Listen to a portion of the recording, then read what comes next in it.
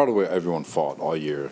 Defensively, just to continue to fight and top 5 finish, all that stuff, and really, really love what that group has been able to accomplish.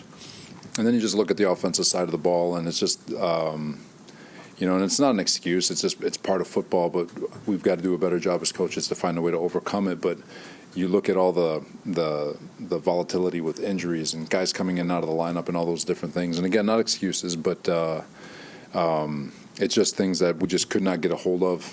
And there's a whole bunch of other things from a coaching standpoint. We've got to be better. I've got to be better. But at the same time, there's a lot of really good things to look at.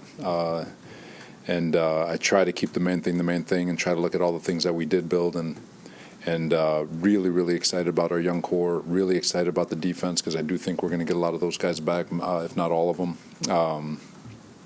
Make sure that happens, Joe. And but as far as the offense is concerned, I know a lot of guys are going to come back healthy, and we're going to continue to add to that group, and we'll get better as coaches. And like I said, that 7-4 start wasn't a mirage. We've got a really good football team, and it's going to be really cool next year to watch it. How much do the offensive struggles fall on Mike as the coordinator? It always starts with the coach. It always starts with me. There's an identity, there's a mindset, there's principles, but at the same time, there's a lot of things. Like I said, it's not the quarterback's fault, it's not the O-line's fault, it's not the receivers, it's not the coordinator. It's all encompassing. It's football. There's 11 players on the team. Every player has a coach, and so it's about finding out how we can get better together and making sure that it's collective. But we all own a piece of it.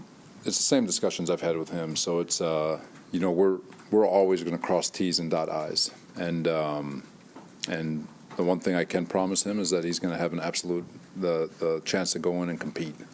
And but no different whether he's our starter, whether we sit back and we devote to him, redevote to him as a starter, whatever it is, whatever decision we make. I will stand by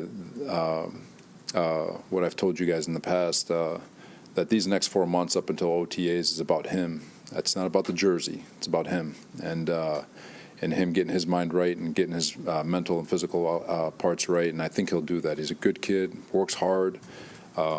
He understands what the main thing is, and he's young. He's only 23 years old. He's trying to figure all this out just like I am. And but right now it's about him and him only. And then whatever happens from there, we'll go from there. We didn't win any of those games, but we lived those games. We played.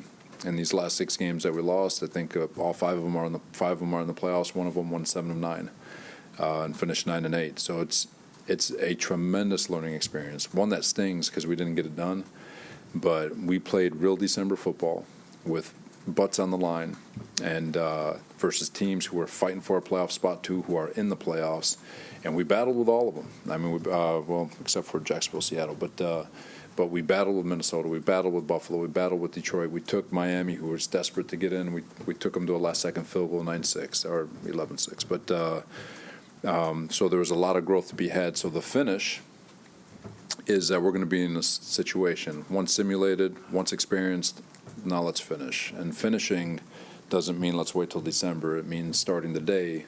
Everything we do is about finishing our workout, finishing whatever it is that we're doing. Make sure we have the mindset to finish, because come December, we're going to finish, and hopefully that gets us in.